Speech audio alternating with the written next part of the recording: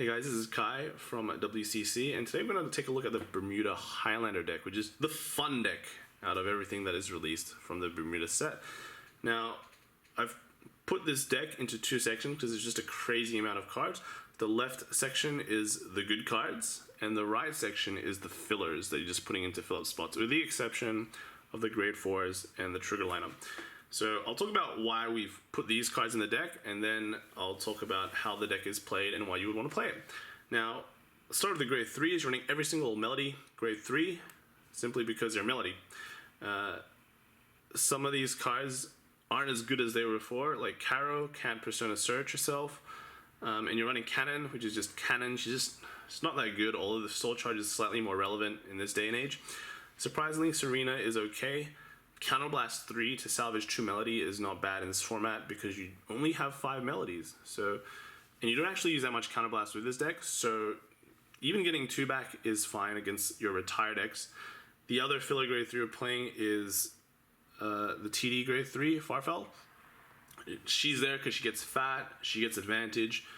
Compared to the other TD grade 3 aims, she's better, so I've put her in this section. You don't feel bad riding her. You can make a full field and then just bash face. The rest of the cards in the left section are mainly around gaining advantage. You can't run 4 of a single card in Highlander, so you have to just find everything that can draw your cards. And luckily enough, there are a lot of cards that will let you do that in Bermuda. So you've got Eames, you've got Broom, you've got Lieselet that calls something for free.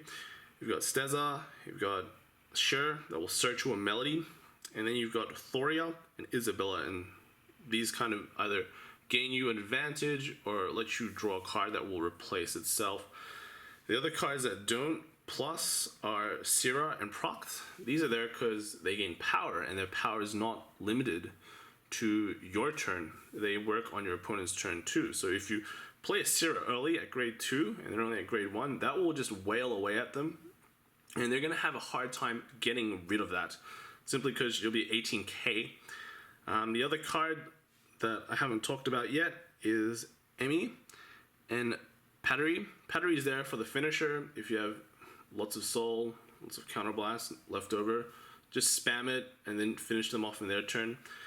And Emmy is just there because she can boost and bounce back to your hand. So slightly better.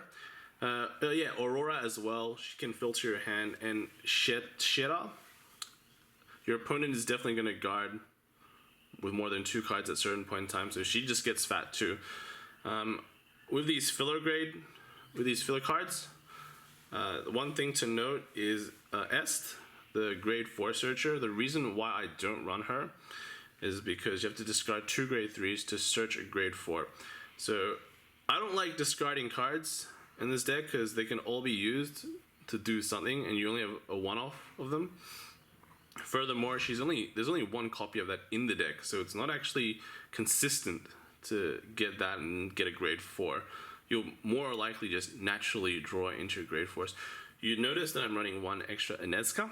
This is because if you draw an Inezca, or that Inezca goes away anyway, you see it go to the damage zone, or it gets somehow sent to the bin, you can just freely play your grade 4s anyway. And if you draw that 1 Inezca, that will always hit. If you hit another Inezca of the top 10 check, that's fine. That's fine. So you will get her effect off. So out of all the grade 4s to run 2 of, I'm choosing Inezca, but I think Irina is not bad because basically these 2 are great pluses. Sure, Laura pluses, but at the same time, after your first Laura, your deck is pretty compressed, and if you Laura 2 times, I think you'll probably just deck out. So I went with Inezca and Irina.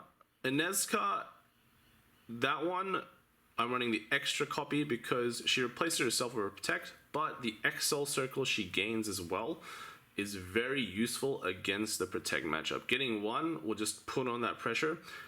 Getting the second, that's pretty much game. So why would you want to build this deck over the Melody deck? Well, one thing is that the Melody deck is very expensive, and this one is not so expensive because you're only running 1 copy of a lot of things. If you're gonna waifu up your LIRs and stuff, then maybe, yeah, it's gonna get very expensive, but that's your problem, right? So This deck is definitely cheaper. Another thing is that every game with this deck is going to be different, so you're going to have to use your brain a bit. You're not always going to draw these left cards. You might draw a lot of the right cards or a nice mix, so you're going to have to keep on thinking about how you're going to win this game when you've drawn, with the opening hand that you've drawn. So it's actually very fun trying to do that, and will keep your games very interesting. Is this deck tier 1? Definitely not. That is solely Melody, that Melody Bermuda build. That is by far tier 1 and probably tier 0. We'll see. But this deck will compete pretty well with a lot of the other decks out in the field. So you don't feel bad building it. If you can't choose between playing Protect, Excel, or Force, then you don't have to choose with this deck because you're playing Force, and then you're going to get Excel and Protect. So if you're interested in this deck, if you're interested in these rares, go to wcctcg.com and you can find them on sale. Otherwise, I hope you guys have fun playing Bermuda and the new Bermuda set. All right, see ya.